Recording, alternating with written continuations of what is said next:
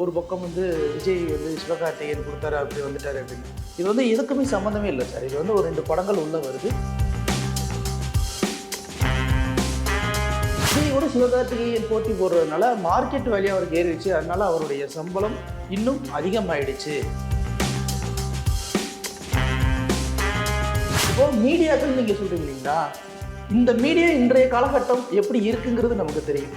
ஒரு காலத்தில் அச்சு ஊடகத்துக்கு இருந்த அந்த ஒரு மதிப்பு மரியாதையும் இன்னைக்கு இருக்கிற இந்த சமூக வலைதளத்தில் சோசியல் மீடியாவுக்கு இருக்கானா கிடையாது. இதுக்கு இடையில இப்போ எலெக்ஷன் டைம் வேற, எல்லாத்தையும் தாண்டி விஜயோடைய தீவிர ரசிகர்கள் அதே மாதிரி தொண்டர்கள் எல்லாருமே வந்து இந்த வாட்டி நம்ம எக்காரணத்தை கொண்டும் இந்த படம் ஓடனே ஒன்று சொல்ல விட்டுறக்கூடாதா, வேணும்னே கூட நம்ம படம் பார்க்கணும்னான்னு.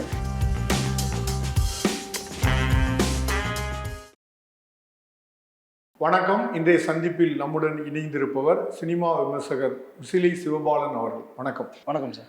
மீடியா ஃபுல்லாக ஒரே பேச்சாக இருக்குது. பராசக்தி ஜனநாயகன், சிவகார்த்திகேயன் விஜய், அதோட ஆடியோ ரிலீஸ் ஃபங்க்ஷன், அப்புறம் அதோடைய ட்ரைலரு, இதை பற்றி தான் ஒரே பேச்சாக இருக்குது.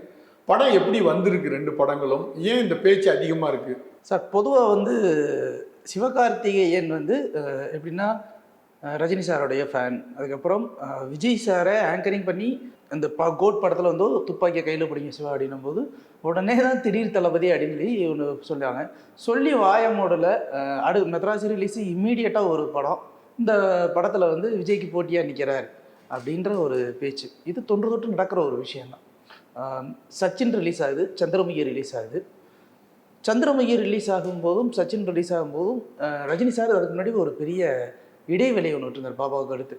இப்போ திரும்ப வந்து சந்திரமுகி மூலம் ஒரு ரீஎன்ட்ரி உள்ளே கொடுக்குறாரு. ஒரு பெரிய கேப் விட்டுட்டு ஒன்று வருது.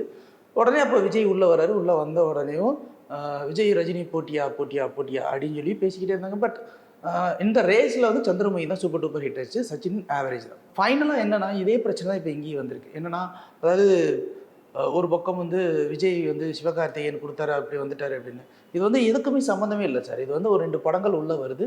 அந்த 2 படம் திடீர்னு வந்து ஒரே நேரத்தில் ரிலீஸ் ஆகுது. இதுதான் இன்றைய சூழ்நிலை. இந்த சூழ்நிலையை வந்து அரசியல் ஆக்கப்படுது அப்படிங்கிறதான் பின்னாடி உண்மையை தவிர இவங்களுக்குள்ளே இருக்கிற போட்டி அப்படிங்கிற ஒரு விஷயம் இல்லை. சமீபத்தில் கூட ஒரு நிறைய இன்டர்வியூஸில் பார்க்குற சிவகார்த்திகேயன் தான் உள்ளே வந்து நின்று எல்லா வேலையும் பண்ணுறாரு, வேணும்னே இது பண்ணலாம் அப்படின்னு. அதுவும் இன்றைக்கி கரண்ட்டாக ஒரு நியூஸ், ஒரு தகவல் கசிஞ்சிருக்கு. என்னென்னா, விஜயோட சிவகார்த்திகேயன் போட்டி போடுறதுனால மார்க்கெட் வேல்யூ அவருக்கு ஏறிடுச்சு. அதனால அவருடைய சம்பளம் இன்னும் அதிகமாயிடுச்சு அப்படிங்கிற ஒரு விஷயத்தையும் இங்கே கொண்டு வராங்க. எது எப்படியோ சார், 2 படங்களுமே வந்து ரொம்ப முக்கியமான ஒரு படமாக தான் பேசப்படுது. காரணம் என்னென்னா, விஜய் வழக்கம்பாவில் ஒரு கமர்ஷியல் படம். ஆனால் விஜயோட படம் கமர்ஷியல் படமாக இருந்தாலும் இந்த படத்துடைய இயக்குனரான ஹெச் வினோத்துக்கு சமூக அக்கறை அதிகம். இன்னொரு பக்கம் சுதா கோங்கரா, அவங்க மேக்ஸிமம் பயோபிக் தான் எடுக்கிறாங்க. அதை வந்து ஃபிக்ஷனாக எடுத்து ஒன்றுனா பண்ணிக்கிட்டு இருக்காங்க. ஸோ சூரரை போற்றும் அப்படி தான், இறுதி சுற்றும் அப்படி தான். ஸோ இதுவுமே பராசக்தி அப்படிங்கிறது வந்து ஒரு 60 காலகட்டங்களில் ஒரு ஹிந்திக்கு எதிராக ஒரு பிரச்சாரம் பண்ண ஒரு விஷயத்த கையில் பின்னணியாக வச்சுருக்காங்கன்னு சொல்கிறாங்க. ஆமாம், அதோட படமும் அது கிடையாது. ஸோ அதோடைய எப்போவுமே அவங்க ஃபிக்ஷனாக தான் பண்ணுவாங்க. ஸோ இந்த கதைக்களத்தை தான் நம்ம பார்க்கணுமே தவிர இது விஜய் படமா சிவகார்த்திகேயன் படமான்னு சொல்லி தேவையில்லாமல் மல்லு கட்ட வேண்டிய அவசியம் இல்லை. இது இப்போ மீடியா தான் இதை வந்து ஒரு பிரச்சனையாக அதை வந்து பேசிக்கிட்டே இருக்குது. ஆனால் ரசிகர்களுக்கு இது 2 சிறந்த படம், அவ்வளோதான். சார் ஒரு ஜென்ரல் ஆடியன்ஸ், இப்போ நான் வந்து விஜய் ஃபேனும் கிடையாது, நான் ஒரு சிவகார்த்திகேயன் ஃபேனும் கிடையாது. நான் ஒரு ஜென்ரலாக ஒரு படம் பார்க்கணும்னு ஆசைப்பட்றேன். பொங்கலுக்கு வந்து நான் ஒரு நாள் பொங்கலுக்கு என் குடும்பத்தோட ஒரு படம் பார்க்கணும்னு ஆசைப்பட்றேன். மாட்டு பொங்கலுக்கு நான் இன்னொரு படத்தை பார்க்கணும்னு ஆசைப்பட்றேன். அப்போ 2 படமுமே ரெண்டுமே ஒரு பெரிய ஆளுமையான ஒரு நடிகர்கள் அதில் நடிச்சிருக்காங்க அப்படின்னும் போது 2 படத்தையும் பார்க்கறதுல என்ன பிரச்சனை இருக்க போகுது? இப்போது மீடியாக்கள் நீங்கள் சொல்கிறீங்க இல்லைங்களா, இந்த மீடியா இன்றைய காலகட்டம் எப்படி இருக்குங்கிறது நமக்கு தெரியும். ஒரு காலத்தில் அச்சு ஊடகத்துக்கு இருந்த அந்த ஒரு மதிப்பு மரியாதையும் இன்னைக்கு இருக்கிற இந்த சமூக வலைதளத்தில் சோசியல் மீடியாவுக்கு இருக்கானா கிடையாது. அது இல்லை அப்படிங்கிறது நம்மளே வந்து ஒத்துக்கிட்டு தான், நம்ம மீடியா பர்சன் நம்மளே ஒத்துக்கிட்டு தான். அன்றைய காலத்தில் அச்சு மீடியாவில் ஒரு செய்தி வருது அப்படின்னா அந்த செய்தியை பார்த்துட்டு ஏதோ நடந்திருக்காப்பா அப்படின்னு ஒரே பரபரப்பாக பேசும். இன்றைக்கி யார் நியூஸ் பேப்பர் வாசிக்கிறா? ஸோ இது எல்லாமே எதுக்குன்னா சார், இன்றைக்கி இதை எப்படின்னா வேறு மாதிரியான நீங்கள் ஒரு போர்ட்ரேட் பண்ணுறீங்க அப்படின்னா மட்டும்தான் இன்றைக்கி மற்றவங்க அந்த காசிப் கேட்டு உள்ளே வருவாங்க அப்படிங்கிற ஒரு தப்பான கணிப்பு இங்கே நிறைய ஓடிக்கிட்டு இருக்கு. அதுதான் இதோடைய பெரிய பிரச்சனைக்கு காரணமே தவிர அரசியல் பின்புலம் கூட ஒரு ஓரம் தான். ஆனால் இந்த இடத்துல இவங்க பண்ணுற ஒரு பெரிய மிஸ்டேக் என்னென்னா, 2 படத்துக்கும் உண்டான சம மதிப்பையும் கொடுக்காம, அந்த படத்தை படமாக பார்க்காம, இவங்க ஒரு ஆர்டிஸ்ட் வேலையை வச்சு கம்பேர் பண்ணுறது ஒரு மிகப்பெரிய ஒரு தவறான விஷயமா தான் இதை நான் இப்போ இதுக்கு பிறகும் படம் ரிலீஸ் ஆன பிறகும் விஜயை முந்தி விட்டார் சிவகார்த்திகேயன், சிவகார்த்திகேயனை பின்னுக்கு தள்ளி விட்டார் விஜய், வசூலில் வந்து இதாயிட்டு இந்த படம் இத்தனை நாள் ஓடுதுன்னு இது வந்து உருவாகும். அடுத்த செய்தி அதுதான். இல்லை, அது நிச்சயமாக உண்டு சார். ஆனால் சிவகார்த்திகேயனுக்கு ஒரு இது அதிர்ஷ்டம்ன்றது நான் நம்பலை சார். ஆனால் இது ஒரு விதமான அதிர்ஷ்டம்னே வச்சுக்கோங்க. ரஜினி முருகன் அப்படிங்கிற ஒரு படம் சார். லிங்குசாமி அதை வெளியிட முடியாமல் ரொம்ப கஷ்டப்பட்டு அந்த படம் தள்ளி போய்கிட்டே இருக்குது. திடீர்னு பார்த்தீங்கன்னா ரிலீஸ் பண்ணுறாங்க, ஒரு பெரிய படத்தோடைய ரிலீஸ் பண்ணுறாங்க. யாருமே எதிர்பார்க்கல. அந்த தடவை அப்போ ரிலீஸ் ஆன 4 படங்களில் அந்த படம் சூப்பர் டூப்பர் ஹிட். அந்த 4 படங்கள் பேர் தெரியல, நீங்கள் அந்த டயத்தில் நீங்களே போய் பார்த்தீங்கன்னா தெரியும் அந்த 4 படம் என்னென்ன அப்படிங்கிறது. அந்த இது எதுக்குன்னா, இவருக்கு ஒவ்வொரு காலகட்டமும் இது அமைஞ்சது. எல்லாமே வந்து வருத்தப்படாத வாலிபர் சங்கம் ஒரு சாதாரண படம் நினச்சிக்கிட்டு இருந்த சமயம் திடீர்னு வந்து யாருமே எதிர்பார்க்காம ஒரு சூப்பர் டூப்பர் ஹிட் அடிக்குது. இது அவருக்கு கொஞ்சம் கொஞ்சமாக வந்து ஒரு ஒரு ஒரு ஒரு அங்கீகாரத்தை கொடுத்துருக்கு. அந்த அங்கீகாரத்தை இவர் கரெக்டாக தக்க வச்சிருக்காரு. 2வது சார், அவர் அதுக்கேற்றாப்புல தன்னை வடிவமைச்சுக்கிறார். இப்போ வந்து ஒரு காலகட்டத்தில் வந்து 10 படங்கள் 20 படங்கள்லாம் தீபாவளி பொங்கலுக்கு வெளிவந்த காலகட்டம் இருக்குது. அப்படிலாம் இப்போ 2 படம் தான் வெளிவருது. பார்த்தா இந்த 2 படத்தையும் வந்து பிச்சு மேயறது மாதிரி இருக்குது ஒரு சூழல். நமக்கே ஒரு மாதிரியாக தான் சார் இருக்குது. நீங்கள் சொல்கிறீங்க இல்லையா, இந்த காலத்தில் தீபாவளியில 10 படங்கள் வரும். தீபாவளி அப்போ தான் 10 படங்கள் ரிலீஸ் ஆகும். அதுக்கு முன்னாடி வாரத்துக்கு 1 படம் 2 படம் ஏதாவது ஒரு படங்கள் தான் ரிலீஸ் ஆகும். தீபாவளி அப்போ மட்டும்தான் ஒரு 10 படம் போட்டிக்கு வரும். இன்னைக்கு என்னன்னா, தீபாவளி மாதிரியான ஒரு ஃபெஸ்டிவல் டயத்தில் ஒரு 2 பெரிய நடிகர்களுடைய படம் மட்டும்தான் ரிலீஸ் ஆகுதே தவிர மற்ற நேரங்களில் 10 படம் 12 படம் ரிலீஸ் ஆகுது. எப்படி ஒரு உல்டாவாக மாறி இருக்கு அப்படின்னா, அன்னைக்கு வந்து ஏதோ ஒரு படம் ஜென்ரலாக சினிமா பார்க்கணும்னு ஆசைப்படுறவங்க போய் ஏதோ வெள்ளிக்கிழமை ஒரு படம் ரிலீஸ் ஆயிருக்கா போய் பார்ப்போமா, தீபாவளி பொங்கலுக்கு ஏதோ ஒரு படம் ரிலீஸ் ஆகும் குடும்பத்தோடு பார்ப்போமா அப்படிங்கிற காலம் போய் இப்போ வந்து 10 படத்தை இப்பயே ரிலீஸ் பண்ணி யாருமே பார்க்க முடியாமல், அன்னைக்கு ஒரு ரிலீஸ் பண்ண படத்துக்கு குடும்பத்தோடு போய் பார்த்துட்டு யாருமே ஜென்ரலாக ரசிக்க முடியாமல் ஒரு ஒரு சிக்கலான ஒரு மனநிலையில் தான் தமிழ் சினிமாவே இருக்குது. இல்லை, விஜய்க்கு இது கடைசி படம். பொலிட்டிக்கலாக வந்து இந்த படம் அவர் பொலிட்டிக்கலாக வந்துட்டார் வெளியில். இந்த படம் அதுக்கு துணை செய்கிறது மாதிரி இருக்குமோ இதோட கதைக்களம்? கண்டிப்பாக இருக்கும் சார். கண்டிப்பாக அதில் 100% வந்து ஏன்னா கோட் படத்துலேயே அரசியல் நிறைய இருந்துச்சு. விஜய் பேச மாட்டார் படத்தில், நிறைய அரசியல் இருந்துச்சு. கோட் படத்தில் நீங்கள் நல்லா பார்த்தீங்கன்னா எல்லா இடத்துலையுமே அரசியல் இருக்கும். ஆனால் எந்த இடத்துலையுமே வந்து அது விஜய் பேச மாட்டார், பிரேம்ஜியை வச்சு பேச விடுவாங்க. ஆனால் இந்த படத்தில் ஹெச் வினோத் அப்படிங்கிற ஒரு மிகப்பெரிய ஒரு சமூக போராளின்னு அவரை சொல்லுவேன். ஸோ அவர் வந்து மேடையில் பேசினது எனக்கு ஆச்சரியமாக இருந்துச்சு. இதற்கு முன்னாடி இருந்த ஹெச் வினோத் துணிவு படத்துக்கு அவார்டு ஃபங்க்ஷன்லேயே தன்னோட படத்தை கூட பெருசாக பேசாமல் கடைசி விவசாயி படத்தை போற்றி புகழ்ந்தார். அப்படிப்பட்ட ஒரு ஹெச் வினோத் மேடையில் வந்து இந்த வாட்டி பேசும்போது எனக்கு ஒரு பிரமிப்பாக இருந்துச்சு. வினோத் நீங்களா இப்படி பேசிட்டீங்க அப்படின்ற மாதிரி இருந்துச்சு. பட் அவருடைய ஆக்கப்பூர்வமான சிந்தனைகள்னு இருக்கு இல்லையா, நிறைய சிந்தனைகள் அது கண்டிப்பாக உள்ளே இருக்கும் சார். அது சமூக அவலங்களை அவர் நிறையவே பார்க்குறாரு.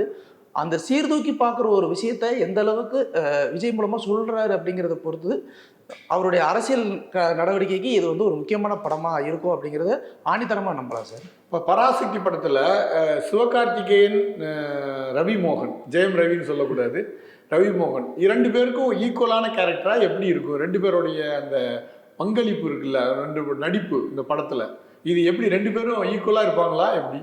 இல்லை, அது எனக்குமே அந்த டவுட் இருந்துச்சு. இந்த மணி சார்ட்டையும் பாலா சார்ட்டையும் எவ்வளோ பெரிய நடிகர்கள் பண்ணாலும் அது மணி சார் படம், இது பாலா சார் படம் அப்படின்வாங்க. ஸோ அந்த பட்டறையிலேருந்து வந்தவங்க தான் இயக்குனர் சுதா கோங்கரா. அவங்களுமே அவங்களுடைய மற்ற படங்கள்லாம் பார்க்கும்போது அந்த ஒரு வடிவத்தில் தான் எல்லாமே எடுத்திருப்பாங்க. ஸோ இது வந்து டேரக்டர் டச் உள்ள ஒரு படம் அப்படின்னு. ஸோ இந்த படமே எனக்கு ஒரு டேரக்டர் டச் உள்ள ஒரு படம் அப்படிங்கிறத மட்டும் ஆணித்தரமாக சொல்ல முடியும். அண்ட் 2வது சார், இதில் ஈக்குவல் ஸ்பேஸ் அப்படிங்கிறதையும் தாண்டி சார், எனக்கு தெரிஞ்சு எப்படி தனி ஒருவன் படத்தில் ரவி மோகன் படம் அப்படின்னு சொல்லி இப்போ எல்லாமே போய் கடைசியில் பார்த்தா அந்த படத்தில் ஃபைனலாக ஸ்கோர் பண்ணது யாருன்னா அரவிந்த் சுவாமி ஸ்கோர் பண்ணியிருப்பார். தனி ஒருவன் படம் பெரிய ஹிட், அது காரணம் அரவிந்த் சுவாமி அப்படின்ற மாதிரியே ஒன்று போயிடுச்சு. படம் முழுசும் ரவி மோகன் அவ்வளோ ட்ராவல் பண்ணியிருப்பார், எல்லாத்தையும் ஃபைண்ட் பண்ணியிருப்பார். அவர் சிம்பிளாக 4 ஸ்மைலு, ஒரு ஸ்டைலான வாக்கு, 5 ஒரு பவர்ஃபுல் டைலாக், டோட்டலாக சொல்லியை முடிச்சிட்டாரு. இப்போ இதுலேயுமே பார்த்தீங்கன்னா பராசக்தியில் ஒரு நெகட்டிவ் ரோல் அப்படிங்கிறத முன்னாடியே சொல்லித்தான் ஆரம்பிச்சிருக்காங்க. ஸோ ஒரு நெகட்டிவ் ரோல், ஒரு பெரிய ஹீரோ, அந்தஸ்துள்ள ஒருத்தர் ஹீரோ, இதில் வந்து சிவகார்த்திகேயனுக்கு ஒரு நெகட்டிவ் ரோலாக ஒன்று நான் பண்ணுறதுக்கு ஒத்துக்கிறாரு அப்படின்னா இதில் ஒரு வெயிட்டேஜ் இல்லாமல் அவர் ஒன்றும் அக்செப்ட் பண்ணிக்க போகிறதில்ல. அண்ட் 2வது என்னென்னா, ரவி மோகனுக்கு ஜென்ரலாகவே கொஞ்சம் ஃபேமிலி ஆடியன்ஸ் ஜாஸ்தி. ஏன்னா அவருடைய படங்கள் வந்து டிசாஸ்டர் அப்படின்னு ஒன்று நம்ம அந்த சொல்லக்கூட முடியாது. ஓரளவுக்கு எல்லா படமே ஜனரஞ்சகமான படங்களாக தான் இருக்கும். ஸோ அப்படி இருக்கும்போது அவர் ஒரு கேரக்டரை சூஸ் பண்ணுறாரு அப்படின்னா, அந்த ஆடியன்ஸோட இதையும் நம்ம வந்து பல்ஸையுமே வந்து விட்டுறக்கூடாது அப்படிங்கிறத ஒரு மைண்ட் செட் தான் பண்ணியிருப்பாரு. பட் என்னை பொறுத்த வரைக்கும் Parasakthi once super duper hit அடிக்குது அப்படின்னா, அது ஒருவேளை ரவி மோகனாக கூட இருக்கலாம் அப்படிங்கிறது என்னுடைய கணிப்பு. இன்னொன்று, சுதா கொங்கரா எடுக்கிற படங்கள் எல்லாமே ஒரு பீரியட் ஓரியன்ட் அல்லாட்டி பயோபிக் ஓரியன்டாக படம் எடுக்கிறாங்க. இப்போ பீரியட் எடுக்கும்போது அவங்க ஒரு வேகமாகவும் படப்பிடிப்பை முடிச்சிடுறாங்க. ஆனால் பீரியட் படத்துக்கு வந்து மிக நீண்ட காலங்கள் தேவைப்படும். அதோட செட் ஒர்க்கு இது மாதிரி அது எப்படி அவங்க துணிச்சலாக இது மாதிரி இறங்குறாங்க இந்த மாதிரி படங்களை எடுக்கிறது இல்லை? நான் இன்னும் ஒரு டைரக்ஷன் டிபார்ட்மெண்ட்டில் இருந்ததுனால எனக்கு இதில் என்ன தெரியுமா சார், நீங்கள் அப்டேட்னு சொல்லிட்டு கரண்ட் அப்டேட்டை வச்சு நீங்கள் ஒரு படம் எடுக்கிறதா சார் ரொம்ப டஃப். இன்றைக்கி நீங்கள் அப்டேட்டுன்னு ஒரு விஷயத்தை பண்ணி எடுக்கிறீங்கன்னா அது ஒரு மாதத்துலேயே 2 மாதத்தில் மாறிடும். ஆனால் ஒரு பீரியட் ஃபிலிம் அப்படின்னு நீங்கள் முடிவு பண்ணிட்டீங்க அப்படின்னா ஸ்டாண்டர்ட் என்றைக்கோ ஒரு நாள் நடந்த ஒரு விஷயம், இது முடிஞ்சு போச்சு. ஃபஸ்ட்டு அவங்க வந்து பிளாட்டு ஸ்டோரி நயான்ட் என்னங்கிறத லாக் பண்ணிட்டாங்க. இப்போ பீரியட் ஃபிலிமுக்கு டேட்டாஸ் கேதர் பண்ணுறது மட்டும்தான் சிரமமான, அது அப்படியே ஸ்டேக்னேட் ஆகிடும். அதான் ஸ்கிரிப்ட், அதுக்கு மேலே மாற்றமே இருக்காது. இப்போ நீங்கள் அதுக்கு கேரக்டரைசேஷனையும் அதுக்கு உண்டான கரெக்டான டேட்டாஸை எவாலுவேட் பண்ணி அந்த எவாலுவேஷன்லேருந்து நீங்கள் கரெக்டாக ஃபிக்ஷனலைஸ் பண்ணணும். அதை நீங்கள் அதை உண்மை கதையாக சொல்லவும் முடியாது. அதை வந்து கொஞ்சம் அப்படியே மாற்றி ஒரு விஷயத்த உண்மைக்கு நிகராக ஒன்றும் டிசப்ஷன் பாயிண்ட்லேயே அந்த படத்தை எடுக்கணும் அப்படின்னும் போது நிறைய ப்ரிப்பரேஷன் ஆஃப் ஒர்க்கு அது தேவைப்படும். அண்டு சுதா கோங்கரா அவங்களுடைய அப்பாவுமே ஒரு பெரிய இயக்குனர். அவங்ககிட்ட தான் எஸ் ராஜமணி அவர்கள் அசிஸ்டண்டாகவே இருந்திருக்காரு. அப்படி இருக்கும்போது மேக்ஸிமம் வந்து இந்த ப்ரீ ப்ரொடக்ஷன் ஒர்க்கு அப்படிங்கிறதும் ரிசர்ச் ஒர்க்கு அப்படிங்கிறதும் வந்து ரொம்ப ஈஸியான ஒரு விஷயம் தான் சார். அப்படி இருக்கும்போது இன்றைக்கி இருக்கிற டெக்னாலஜியில் வந்து பீரியட் ஃபிலிம் தான் என்னை பொறுத்த வரைக்கும் ரொம்ப ஈஸி, டக்குன்னு எடுத்துக்கலாம். அதுக்கு வந்து டெக்னிக்கலாக வந்து நீங்கள் கலர் டோன் என்ன மாதிரியான டோன் கொடுத்தா அந்த ஒரு ஃபீல் கொடுக்கும் அப்படிங்கிறத மட்டும் வரையிலும் நம்ம டிஸ்கஸ் பண்ணிட முடியும். ஸோ தட் அவங்களுக்கு ப்ரீ ப்ரொடக்ஷன் ஒர்க் வந்து பக்காவாக தெரிஞ்சிருச்சு அப்படின்னா டிஃபால்ட்டாக அவங்க போய் இறங்கி ஷூட் பண்ணிடலாம். ஆனால் அதே சமயம் இந்த அப்டேட்டட் அப்படின்னு உள்ளே வரும்போது அதுக்கு என்ன மாதிரியான லைட்டிங்ஸு, என்ன மாதிரியான கேமரா ஒர்க் அப்படின்னு சொல்லி புரியுறது கொஞ்சம் கஷ்டம். ஸோ இவங்க பயோபிக் எடுக்கிறது வந்து என்னை பொறுத்த வரைக்கும் நல்ல விஷயம். மோர் ஓவர் பயோபிக் எடுக்கும்போது ஒரு லிபரேஷன் இருக்கும். ஜென்சி கிட்ஸுக்கிட்ட வந்து இதுதானா, இது இப்படி இருந்துச்சா அப்படின்னும் போது அவங்க வந்து மிரட்சியோடு பார்ப்பாங்களே தவிர இப்படிலாம் இருந்திருக்குமா அப்படின்லாம் கேள்வி கேட்க மாட்டாங்க. ஏன்னா அது நிறைய ஹாலிவுட் படமே பயோபிக்கில் தான் ஓடிட்டு இருக்கு. இப்போ கிறிஸ்டோஃபர் நோலன் ஒடிசி படத்தை 2 வருஷத்தில் முடிச்சிருக்காரு அப்படிங்கிறாங்க.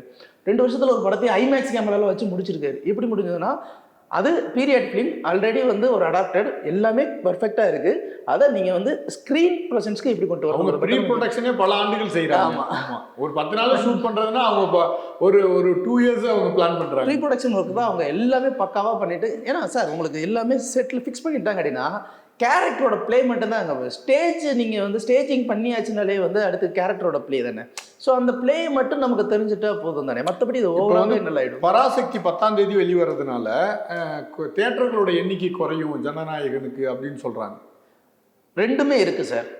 நம்ம இதுக்கு முன்னாடி நம்ம டிஸ்கஸ் பண்ணும்போதே ஃபஸ்ட்டு என்ன சொன்னாங்க, 14ஆம் தேதி வருது அப்படின்னும் போதே நான் சொன்னேன் கன்ஃபார்மாக வராது, அது 10ஆம் தேதி தான் வரும்.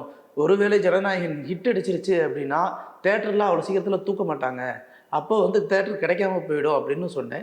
அதே மாதிரியே வந்து இவங்க ஒருவேளை படம் ஜனநாயகன் ஃப்ளாப் ஆகிடுச்சு அப்படின்னாலுமே கூட யாருமே வரமாட்டாங்க, அப்போ 14ஆம் தேதி வரைக்கும் ஆடியன்ஸ் வெயிட் பண்ண மாட்டாங்க, அது ரொம்ப கஷ்டமாயிடும். அதனால் இந்த 2 பிரச்சனைக்காக கண்டிப்பாக போட்டிக்கு தான் வரும்னு சொன்னேன். ஸோ அதே மாதிரி தான் போட்டிக்கு வந்திருக்கு. இந்த போட்டிக்கு வரும்போது ஒரு நாள் முன்னப்பின இருக்கு இல்லையா, இந்த ஒரு நாள் வந்து எதுக்கு முன்னப்பின இருக்குன்னா ஸ்ட்ராட்டஜிக்கலாக நீங்கள் யோசிச்சு பாருங்கள். முதல் நாள் பார்க்கக்கூடியவங்க பெரும்பாலும் விஜய் சாருடைய ரசிகர்கள். ஒரு வாரம் ஃபுல்லாக அவங்க தான் பார்ப்பாங்க. ஒரு வாரம் ஃபுல்லாக அவங்க பார்ப்பாங்க. பட் அந்த தீவிர வெறியர்கள்னு சொல்லக்கூடிய அனைவருமே என்னென்னா முதல் நாள் ஷோ பார்த்துட்டு அந்த இன்ஸ்டாவே வந்து வெடித்து செதறிடும். பூரா பேர் வந்து அதை போட்டு அந்த ஃபஸ்ட்டு ஒரு 4 ஷோ 5 ஷோ எல்லாமே பார்த்துடுறாங்க அப்படின்னு வச்சுக்கோங்களேன். கொஞ்சம் அந்த ஃபீட்பேக்கு ரிவ்யூஸு எல்லாத்தையும் பார்த்த உடனேவும் இவங்க மைண்டில் ஒன்று ஃபிக்ஸ் பண்ணிப்பாங்க. ஃபிக்ஸ் பண்ணதுக்கப்புறம் அடுத்த நாள் உள்ள ரிலீஸ் ஆகும்போது அது ஈஸியாகிடும். இதனால் ஜனநாயகனுக்கு தேட்டர் குறையுமானா கண்டிப்பாக குறையவே குறையாது. படத்தோடைய அல்டிமேட் ரிசல்ட் வந்து அந்த ஃபஸ்ட்டு மூவி ரிலீஸ் ஆகி பப்ளிக் ரிவ்யூ எடுக்கும்போதே தெரிஞ்சிடும். அதுக்கப்புறம் வந்து தேட்டரில் கூடுவாங்களா மாட்டாங்களா அப்படிங்கிற ஒரு விஷயம் இருக்குது. இதையும் தாண்டி என்னென்னா விஜய் வந்து என்றைக்குமே வந்து சேல்ஸ் வேல்யூ உள்ள ஒரு நடிகர். அவர் ஒரு படத்தை போட்டாங்கன்னா கண்டிப்பாக ஒரு வாரத்துக்கு ஃபுல் ஆகிடும், எப்படி இருந்தாலும் ஃபுல் ஆகிடும். இப்போ ஒரு வாரத்துக்கு எனக்கு டிக்கெட்டே ஃபுல் ஆகிடுச்சு. அப்படி இருக்கும்போது வந்து இது ஒரு பெரிய விஷயம்லாம் கிடையாது சார். அந்த மாதிரி சொல்கிற நிறைய காசிப்லாம் ஓடிக்கிட்டே இருக்குது. இதுக்கு வந்து அடிஷ்னலாக தேட்டர்ஸ் கொடுப்பாங்க. அப்படியே உங்களுக்கு வந்து பராசக்தி நல்லா இருந்ததுன்னா தேட்டர்ஸ் இன்க்ரீஸ் ஆகுது அப்படின்னா கூட அது வந்து டீஃபால்ட்டாக ஒரு 4-5 நாளைக்கு அப்புறம் தான் ஆகுமே தவிர அது முன்னாடி ஆகவே ஆகாது. இதுக்கு இடையில இப்போ எலெக்ஷன் டைம் வேறு, எல்லாத்தையும் தாண்டி விஜயோடைய தீவிர ரசிகர்கள் அதே மாதிரி தொண்டர்கள் எல்லாருமே வந்து இந்த வாட்டி நம்ம எக்காரணத்தை கொண்டும் இந்த படம் ஓடன்னு எவனும் சொல்ல விட்டுறக்கூடாதா, வேணும்னே கூட நம்ம படம் பார்க்கணும்னான்னு இவங்களே உள்ளே போயும் படம் பார்ப்பாங்க. இன்னொரு பக்கம் பராசக்தி நம்ம திராவிட காலத்தில் நடந்த ஒரு விஷயம், முக்கியமான ஒரு விஷயத்தை பற்றி பேசுது. இந்த படம் தோத்துருச்சு அப்படின்னா அது ஒரு பெரிய இது. அதே பராசக்திங்கிற அந்த டைட்டிலே தமிழ்நாட்டில் ஒரு மிகப்பெரிய ஆக்கப்பூர்வமான ஒரு விஷயத்த பண்ண ஒரு டைட்டில் வேற. அதனாலக்காகவாவது இந்த படத்தை எப்படியாவது திருப்பி வரணும்னு ஒரு போட்டி இருக்கும். ஸோ இந்த போட்டிலேயே அது வந்து கொஞ்ச நாள் ஓடிடும்ன்றது மட்டும்தான் எனக்கு நல்லா தெரியும். மீண்டும் பேசுவோம். நன்றி, வணக்கம். நன்றி. இந்த வீடியோ உங்களுக்கு பிடிச்சிருந்தா லைக் பண்ணுங்க, ஷேர் பண்ணுங்க, கமெண்ட் பண்ணுங்க. மறக்காம OH சினிமா சேனலுக்கு சப்ஸ்கிரைப் பண்ணுங்க.